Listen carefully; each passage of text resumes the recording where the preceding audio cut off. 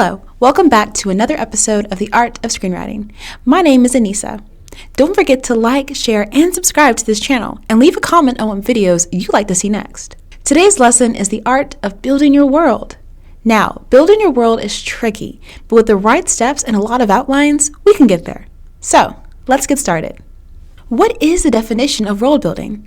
Essentially, world building is using your creative juices to create your own city, town, or in some cases, an entire universe. Building a world allows your audience to get lost in the story you're creating, and thus enjoying and wanting to be a part of it. Now, I understand how frustrating the pre-writing process can be. Sometimes you just want to forego all the back work and just write your beautiful screenplay and hope for the best. However, by doing that, you'll only further your anguish. Creating a world is one of the most important elements in screenwriting. It's great that you have the characters, the plot, and the story in your mind, but where are they?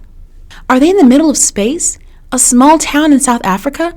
Maybe the eclectic arts district in Los Angeles?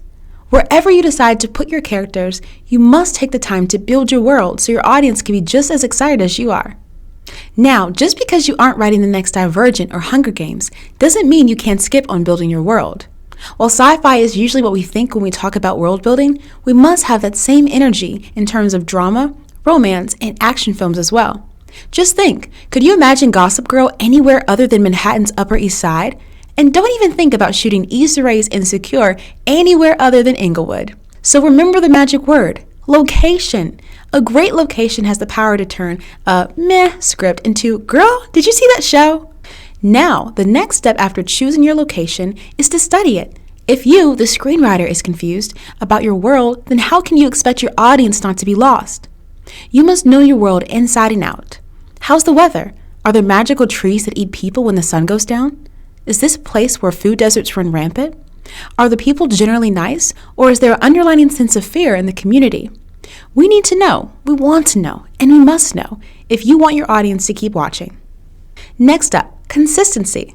Now, I'm all for a little spontaneity once in a while, but we can't think we understand your world one day, and then the next we are so confused we just want to scream.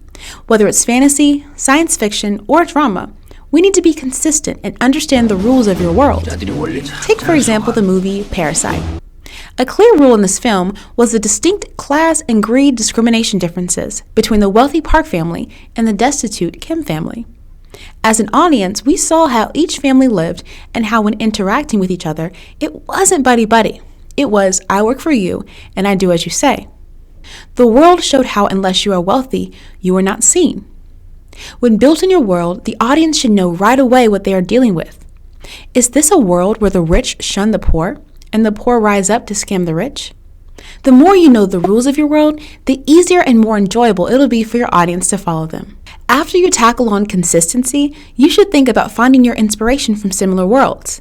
Do you like the dystopian elements of the platform? Or maybe you thought Triss's character was really cool in the futuristic world of Divergent? Now, please don't misinterpret what I'm saying. I'm not saying copy these movies, but what I am saying is if you are planning on creating an entire world from scratch, study your favorite worlds that are similar and ask yourself what elements you enjoyed or didn't enjoy from these particular movies. I think you're really going to like the next rule to creating a great world. Culture. Who doesn't love creating culture? What religion do most of your characters practice? Is there a predominant race or ethnicity? What about traditions? Is there a shooting star every 10 years that brings the whole community outside? Is there a long-standing feud between the neighbors over a leaning fence?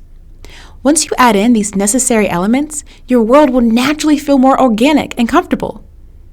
After you've taken care of the culture of your world, you should physically write down your rules and timeline events to keep you organized. Trying to remember the backstory off the fly is extremely hard and will throw you off. If it helps, you can keep a running Word document that has all of your world building rules and historical events so you can understand each character's motivations and needs. Congratulations, you've made it to the end of this video. If you happen to just skip through it, that's okay. I'll give you a quick recap. 1. Make sure you figure out your location. 2. Remain consistent on your rules and your world building. 3. Build your world by focusing on culture. And 4. Keep a running document on your world's historical events so you can remain on track with your character's motivations. Today we learned about the art of building your world. I hope you learned something today. If you want to help us, please leave a comment on what videos you'd like to see next, and make sure to like, share, and subscribe for more videos like these. And remember, knowledge is power. The more you know, the better you'll be. Peace.